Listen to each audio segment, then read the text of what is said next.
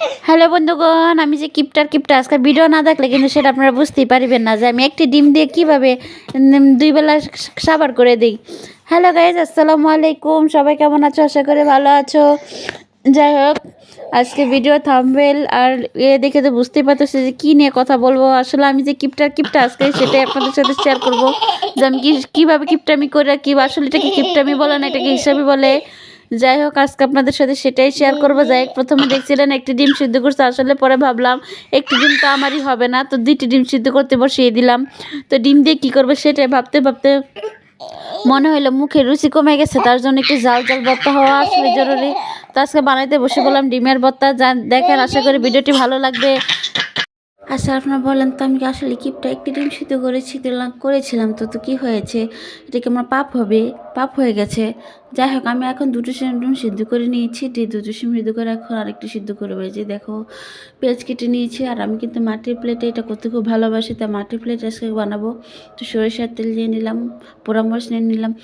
যাই হোক, আমাকে মাফ করে দিবেন যদি ভুল হয়ে যায়, অবশ্যই মাফ করে দিবেন। আমি আমার মতন বানানোর চেষ্টা করেছি, কার কীরকম লাগছে আমি নিজেও জানি, কিন্তু আমার কিন্তু খেতে অনেক ভালোই লেগেছে। যখন দেখি মুখের রুচিটা কমে গেছে তখন আর কী করব বলেন, তখন একটু ভর্তা বানিয়ে নিই আর গরম গরম ভাতের সাথে খেয়ে নিই, খুব ভালো লাগে। তা আমার মতন এই অবস্থা কী আছে বলেন তো, যেরকম মানে মাঝে মধ্যে রুচি চলে যায়, তো যাদের রুচি চলে যায় তারা এইভাবে কিন্তু ভর্তাটা বানিয়ে খেতে পারেন। দেখেন, আশা করি ভালো লাগতে পারে আপনাদের। যাক, এখন হচ্ছে এভাবে ঘষাঘষি শুরু করলাম। মাঝে মধ্যে মন চাই কি জানেন, যারা হচ্ছে মানুষের পিছে লাগে ঝগড়া করে তাদেরকে ঠিক এইভাবে হচ্ছে মরিচ দিয়ে খুশি খুশি করতে করতে একদম ভর্তা বানিয়ে দিই। তো এরকম মনের রাগটা আজকে হচ্ছে পেঁয়াজ মশলা যাতে ঢালতেছি। তো কী আর করার, এখন হচ্ছে এটা ভালো করে মেখে নেব ভালো করে মাখতে এখন আমি ডিমটাকে সুন্দর করে ভেঙে ফেলবো। ভালো করে কষলে ভর্তাটিকে বানিয়ে নিই। এখন দেখেন আমি এটা সুন্দর এমনভাবে ধরতেছি যেন ডিমের যেন ব্যথা লাগতেছে, আসলে না, ডিমটা সুন্দর করে এটা কুচি করতেছি, নাহলে কিন্তু খেতে ভালো লাগবে না। তো এই হচ্ছে আমার ডিমটা কিন্তু পুরাটা ফাটানো হয়ে যাচ্ছে। তো এভাবেই হচ্ছে সুন্দরভাবে হচ্ছে কুচি করে নেবেন, নাহলে কিন্তু ডিমে কষ্ট পাইতে পারে। যাই হোক, ডিম কিন্তু আমার খুব পছন্দ, তো কার পছন্দ একটু কমেন্ট করবেন। এখন এর মধ্যে আমি হচ্ছে সরিষা তেল দিয়ে নেব। সরিষা তেল দিলে স্মেলটা সুন্দর আসে। আর গরম গরম ভাতের মধ্যে হচ্ছে আপনারা ডিমের ভর্তাটা খুব মজা করে খেতে পারেন। তো ডিমের ভর্তা আসলে অনেক টেস্টি, আলু ভর্তার মতো।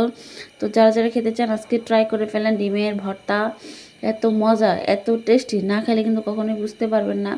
এত সুন্দর একটা স্মেল আসে তেলটা দেওয়ার পরে, যে দেখো আমি একদম গোল গোল ডিমের মতন বানিয়ে নিতেছি। যা খাই কিন্তু আমি নিজেই প্রশংসা করতেছি, আপনারাও খাই প্রশংসা করবেন। আর দেখেন কালারটা, জাস্ট দেখেন এতটা সুন্দর আসবে কখনো ভাবতেও পারিনি।